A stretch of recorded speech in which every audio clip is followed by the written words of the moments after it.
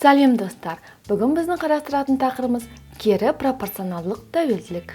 Бұл тақырыпты сіздерге мынандай қарапайым мысалдан бастайықшы. Бізге тапсырманы 4 жұмысшы бірігіп 120 сағатта орындайды.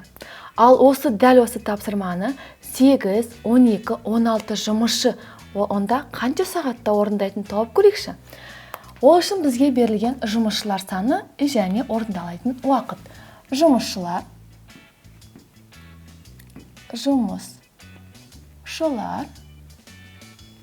және оны орындауға кеткен уақыт. Біріншінде бізде берілген барлығы 4 жұмысшы болған. Олар барлығы осы тапсырманы 120 сағатта орындайтын.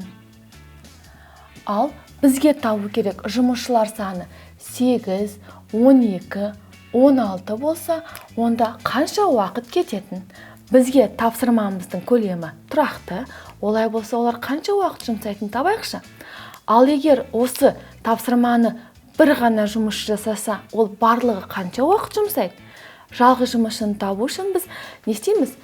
4-ті 120-ға көбейтсек, барлығы 480, яғни бұны 480 сағатты бір ғана жалғыз жұмысшы жасай алады. Ал осы 480 сағатты енді 8 жұмысшы жасаса ше, ол үшін біз 480-ді бөлеміз 8 жұмысшыға.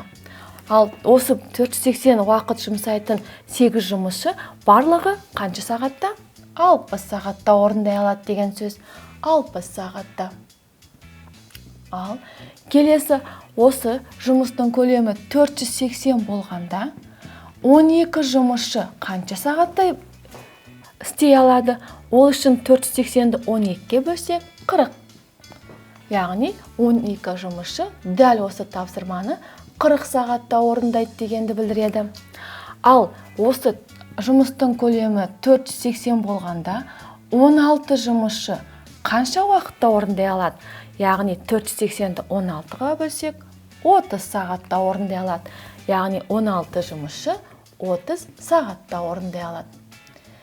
Байқап тұрғанымыздай, адамдардың саны көбейген сайын, сол жұмысты орындауға кеткен уақыт саны азайды. Яғни осындай тәуелділікті кері пропорционал тәуелділік деп атайды. Сонда ережесін тұжырымдайтын болсақ, ал бірінші шамамыз қанша есе кемитін болса, екінші шама сонша есе арта түседі. Немесе бірінші шама қанша есе артса, екінші шама сонша есе кемиді. Оны тексеріп көрейік. Мысалға, 12-нің 8 жұмысшыға қатынасын қарастырып көрейікші. 12-нің немесе 16-ның 8 жұмысшыға қатынасын, дәл 16-ның ол 30 сағатта уақыттарын қатынасын қарастырайық. 30 сағатта болса, ал 8 жұмысшы 60 сағатта орындайды. Қарайықшы, 16-ны 8-ге бөлсек бізде нәтижесі 2-ге тең болады. Ал 30-ды 60-ға бөлсек 2 бола ма? Байқағаныңыздай, 30-ды 60-ға бөлсек 2-ден 1. Бұл нені білдіреді? Біздің кері пропорционалдық екенімізді. Ал бізде есептің шартына теңдеуін құру үшін пропорцияның негізгі қасиеті орындалу керек. Пропорция негізгі қасиеті екі жағындағы қатынастар өзара тең болу керек.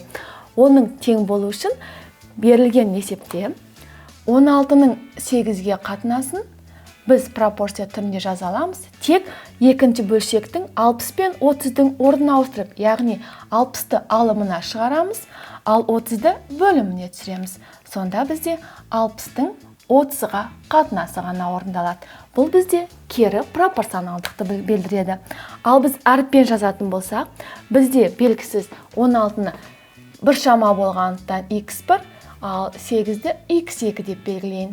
Соған сәйкес 30-ды y1, ал 60-ды y2 деп жазатын болсақ, осыған сәйкес біздің пропорциямызды әріппен белгілеп көрейікші. 16-ның 8-ге қатынасы x1-дің x2-ге қатынасы дегенді білдіреді. x1-дің x2-ге қатынасы. Ал тең бізде 30 бен 60-ның орны ауысқандықтан бізде y2-ның y1-ге қатынасын білдіреді. y2-ның y1-ге қатынасы. Сонымен бізде берілген есепте, ал Олардың көбейтіндісін көбейтетін болсақ, пропорцияның негізгі қасиеті бойынша шеткі мүшелерінің ортаңғы мүшелеріне көбейтіндісі x1-дің y1-ге көбейтіндісі тең болады y2-ның x2-ге көбейтіндісін. Бұл біздің бүгінгі өткен тақырыбымыз кері пропорционалдылық тәуелділік. Сіздерге тақырып түсінікті болу үшін тағы бір мысалды қарастырайықшы. Мынандай көпірді мотоциклшы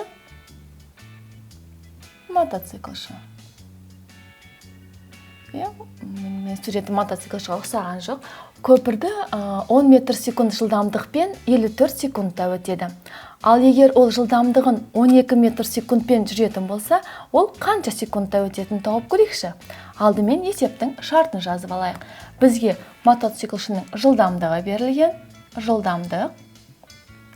Жылдамдық және уақыт.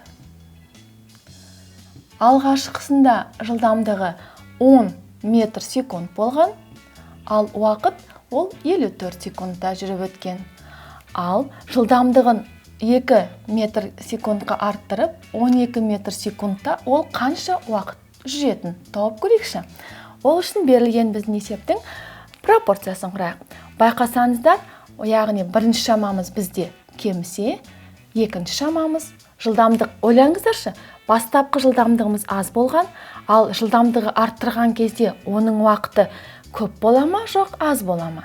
Дұрыс айтасыздар, уақытымыз керісінше азаяды, немесе келмейді. Ал есептің шарты бойынша біз пропорциясын құрастырайық.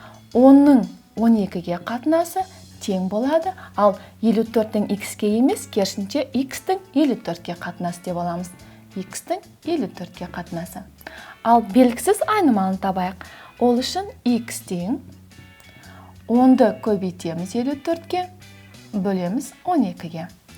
Яғни бізде мұнда мынандай белгімізді ұмытып кетпейік. 10 мен 12-ні екеуін бірден 2-ке қысқартсақ, мұнда алымында 5, бөлімінде 6 қалады. 54 пен 6 бірден 6 санына қысқарады. 54-ті 6-ға бөлсек 9 қалады. Ал x-ті табу үшін алымында қалған 5 пен 9-дың көбейтіндісі. Сонда бізде x-тің мәні 45. Ал сонда мотоциклшіміз жылдамдығын 2 километрге, яғни жылдамдығы 12 метр секунд жылдамдықпен жүргенде бар жоғы 45 секундта жүріп өтеді екен. Біз сіздермен қарастырған тақырыбымыз кері пропорционалдылық тәуелділік болатын. Тақырып түсінікті болу үшін келесі сабақта есептер шығарайық. Бүгінше сау болыңдар.